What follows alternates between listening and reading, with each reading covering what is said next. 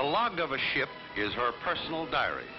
Every happening, no matter how trivial, is committed in detail to its pages, and it becomes the official record of her every movement. The story of the Franklin can best be told by glancing through the pages of her log. There is recorded her gala days and her sad ones, the intimate details of the men who sailed and fought her.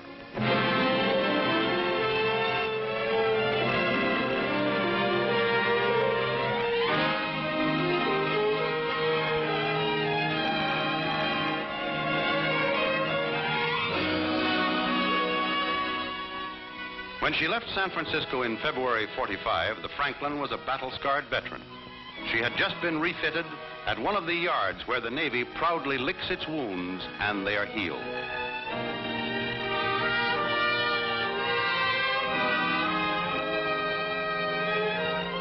The Franklin was going back to the Western Pacific, where she should appear as a ghost ship to the enemy. They claim to have sunk her at least 3 times. Let's review a few highlights of her career.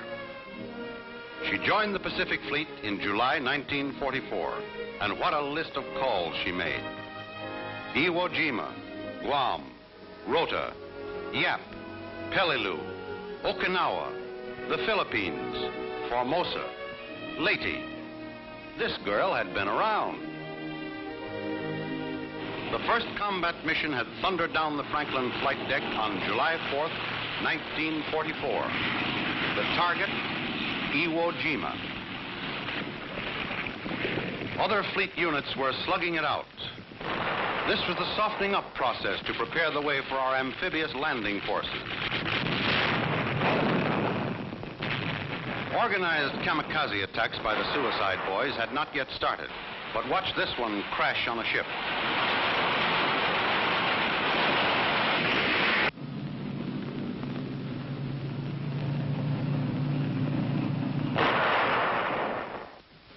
Jap pilots could twist and turn with the greatest of ease, but once lined up in the sights of an Air Group 13 plane from the Franklin, it was usually scratch one meatball.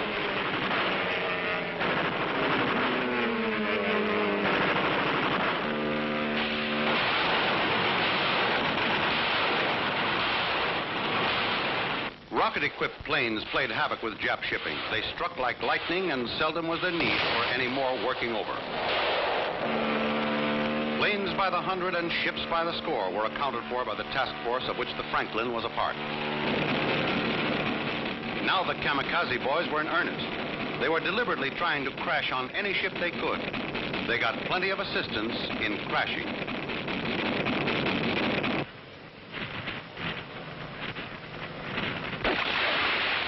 But they were persistent and kept boring in. Often they were too close for comfort.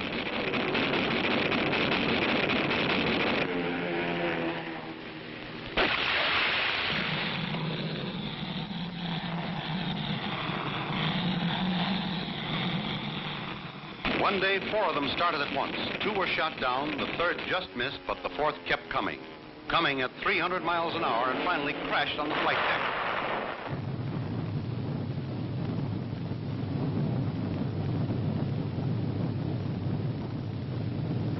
This sent the Franklin back to the States for major repairs.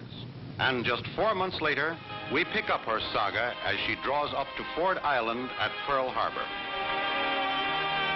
She didn't create much fuss. Only one small band played Aloha.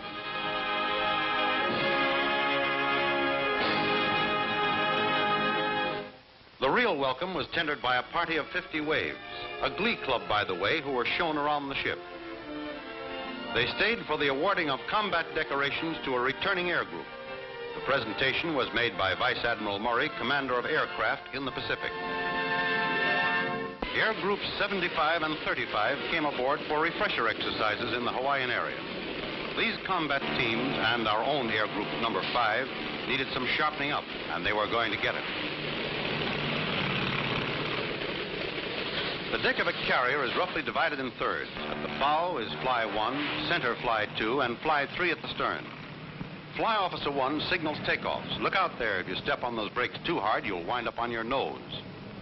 And this signal means rev it up, more speed.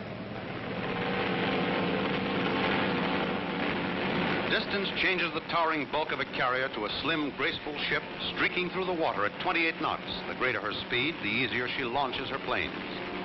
The white diamond on the wings and tail surfaces identifies the plane as belonging to the Franklin. When coming in for a landing, that carrier deck, 80 by 800 feet, looks like a very small postage stamp on a very big ocean. Setting a fighter plane on a carrier deck is a trick not learned overnight. It takes at least 2 men, the pilot and the LSO, the landing signal officer. He's a veteran pilot who knows both the plane and his ship. When the approach is not to his liking, he says, "Keep going and try again sometime."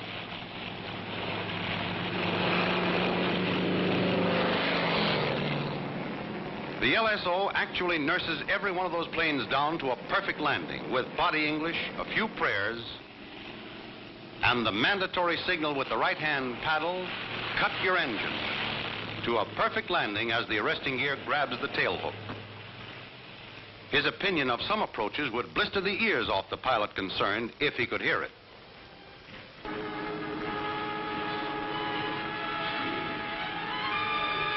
Cut. But up on her nose into the barrier and a new propeller needed.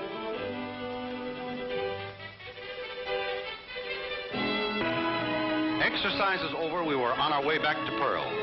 The Airedales, which is Navy slang for flyers, had little to do but sunbathe. That night, there was a party aboard. The guest of honor at the executive table was fortunate enough to pull the brass ring on the merry-go-round of flying carrier-based planes and make the 9,000th landing on the deck of the Franklin. Ensign Graff was to make many more fast takeoffs and hurried landings before the story of the Franklin was committed to its log.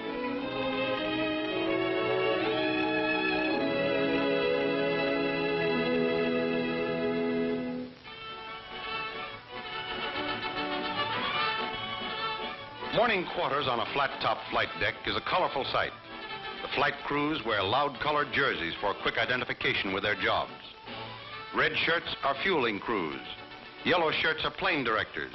And blue shirts, armorers who load the planes, guns, and bombs. The minute the ship left port, neckties were dropped along with many other formalities of dress and behavior. The enlisted men wore dungarees, and the traditional white hats were dyed blue. However informal the dress, the standards of smartness and cleanliness were still high. Any man who stood inspection needing a haircut got his orders fast and the haircut too.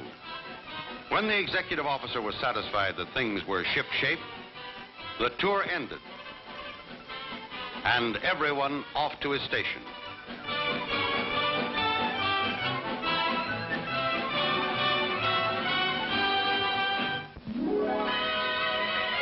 The refresher exercises were coming to an end. When we were within a few hours of Pearl Harbor, air groups 35 and 75 were ordered to their shore fields. They took off a lot more smartly than they did when we first joined up together.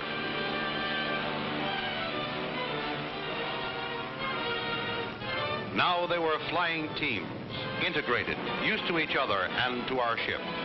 They saw Diamond Head long before we did, and headed for the Naval Air Station at Kaneohe. Supplies and stores had to be taken aboard, the thousands of varied items needed to stock a floating airfield for weeks to come. The facilities available for rest and recreation in the Hawaiian Islands have long been world famous, and our flyers took proper advantage of them. The wonderful surf bathing at Waikiki, and shooting the beach on mile-long rollers in native outrigger canoes.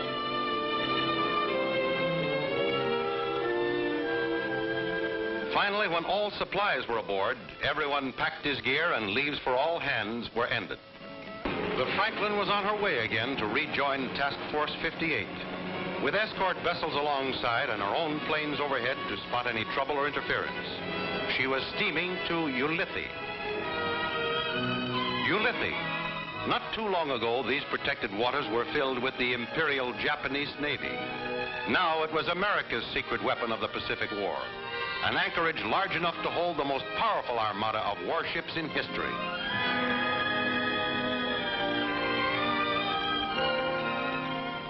The fleet that had come to stay.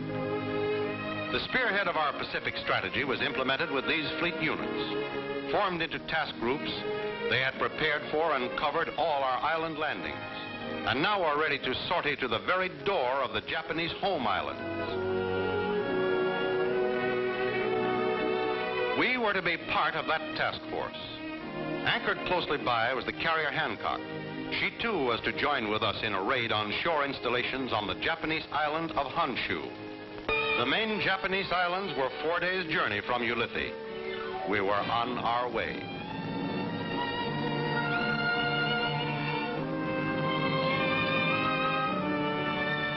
At 3 minutes before 7 on March 19th, less than 100 miles from Honshu, the Franklin's planes took off into a heavily overcast sky. We were making 24 knots.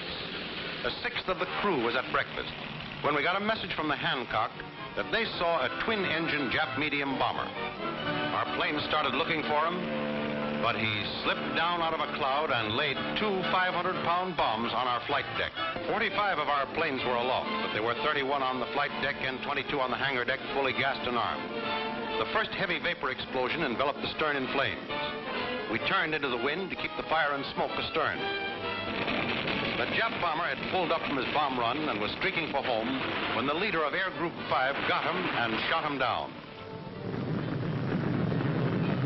The plight of the Franklin was probably best described by one of our returning flyers. I was with the first squadron. Just before we got over the target, my oil line let go, so I had to nurse a crippled plane back home.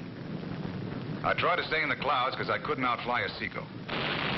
When I broke through the overcast, I saw flames shoot hundreds of feet above the Franklin and a 2,000-foot column of smoke. It looked awful bad, but she still had some headway. I got permission for an emergency landing on the Hancock.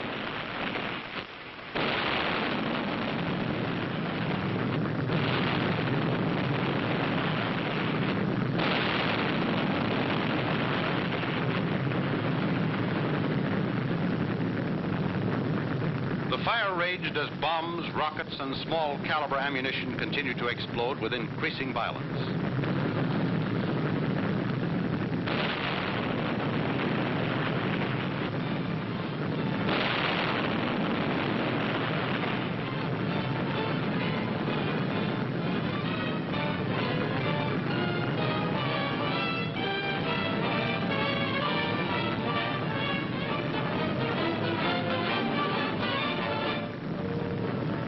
The conflagration station was wrecked by the first blast and its personnel knocked out.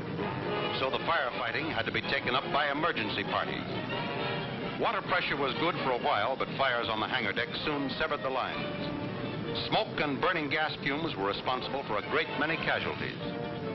Hospital corpsmen and first aid crews were as busy as those fighting the fire. With both elevators knocked out, first aid stations had to be set up on the forward area of the flight deck. In this scene of chaos, when the instinct for self-preservation should have been uppermost, dozens of selfless heroes were born. The Franklin's crew was writing a magnificent page in the history book of naval disaster.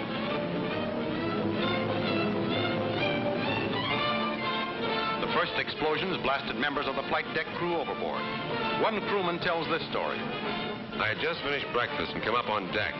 That's all I remember till I found myself in the water swimming. And I didn't have any uniform on. Couldn't see my ship for smoke. She seemed to be blowing herself to pieces.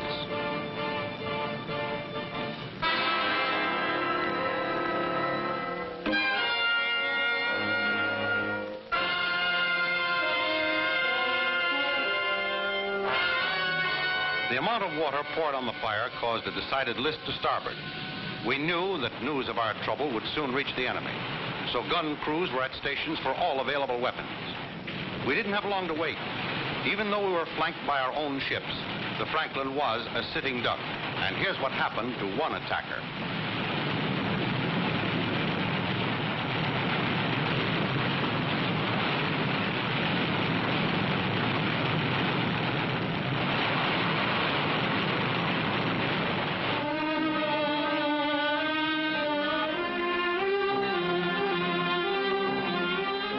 Santa Fe came alongside, pouring all the water she could pump. We managed to get some of our wounded transferred. The Franklin was now dead in the water because engine spaces had to be evacuated on account of smoke, and the only power we had was from one forward emergency diesel generator unit. The destroyer Hughes stood by the stern and took stretcher cases off the fantail. These men had been marooned below the burning flight deck for about 4 hours.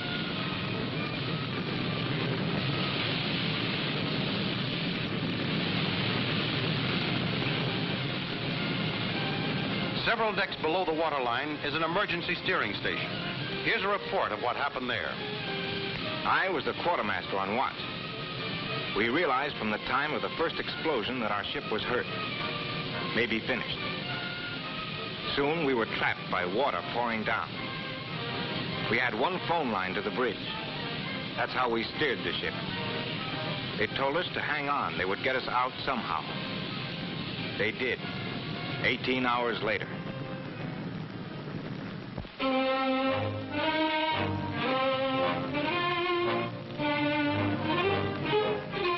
With compartments flooded to even her keel, a tow line was passed to the Pittsburgh. 12 hours after the tow began, the Franklin started under her own power. She had been hurt by the enemy and buffeted by fate. She had drifted a hulking wreck incapable of movement to within a few miles of the Japanese coast. But now she was steaming under her own power, manned by her own crew. As soon as decks could be cleaned, the survivors met in prayer for those less fortunate.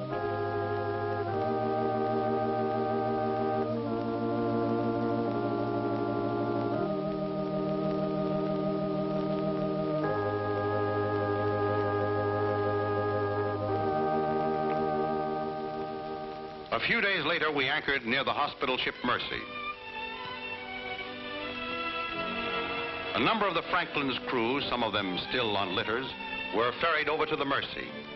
There, with quiet efficiency, the Navy's medical department took over tasks for which the Franklin's sick bay was never designed.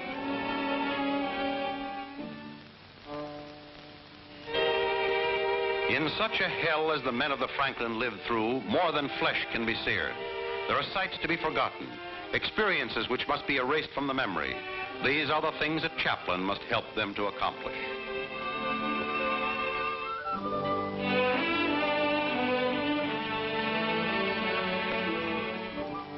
At 10:30 on March 25th, within sight of the hospital ship Mercy, a Thanksgiving and memorial service was held on the flight deck for the full ship's company.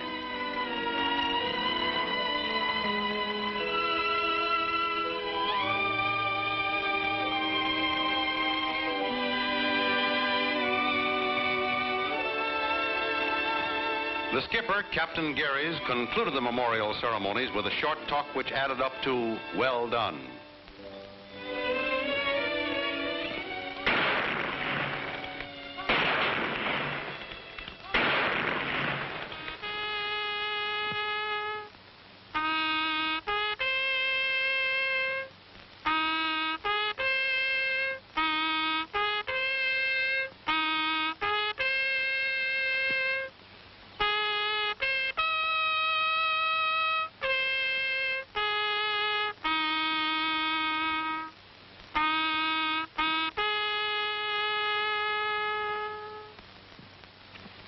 A survey party began to evaluate the extent of the damage and make plans for the repairs which would be needed.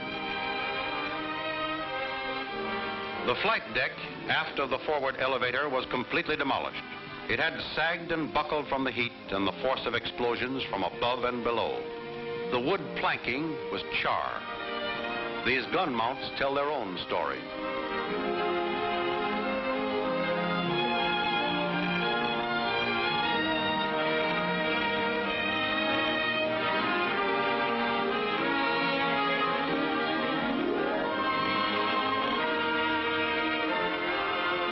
Under escort, we were on our way back to Pearl Harbor. From certain angles, the old girl didn't look bad. Her masts were askew, but she knifed through the water with some of her old spirit. All the while, debris was being jettisoned. Anything that could be moved was given the heave-ho. Pearl Harbor again. It's hard to remember that we entered this same channel only 2 months ago. We were on our way west then. Again, we were greeted by the same group of waves. Her banner was canted, and it waved over more rust than paint, but it was still there.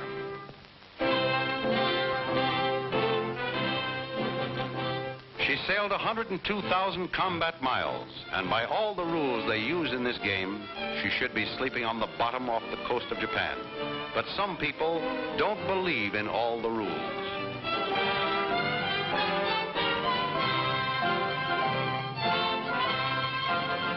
Ten days later, on the 9th of April, the Franklin entered the Panama Canal.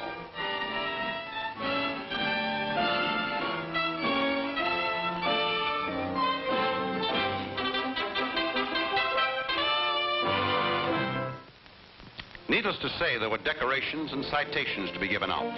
But the Purple Heart Awards had to be delayed until the Franklin reached the canal zone. The supply at Pearl Harbor was not large enough to go around.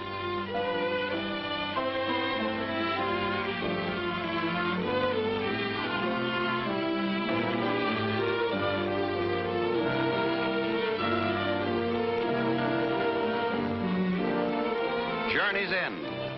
704 men sailed her 13,000 miles, the most heavily damaged warship ever to reach port under her own power. In New York Bay, the Whistle Brigade, from deep-throated liners to the family motorboats, screeched a welcome to one of the Navy's great fighting ladies in all her rusty and battered dignity.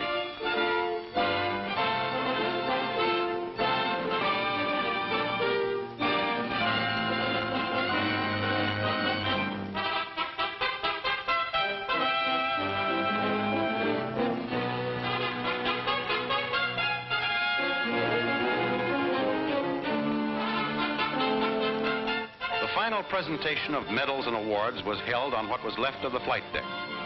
This was probably the most decorated crew that ever sailed a Navy ship. Every military honor within the power of a grateful people to bestow was worn by these men. If you ever meet a crewman of the Franklin, you'll know he belonged to that band of heroes who brought a lost ship back to port.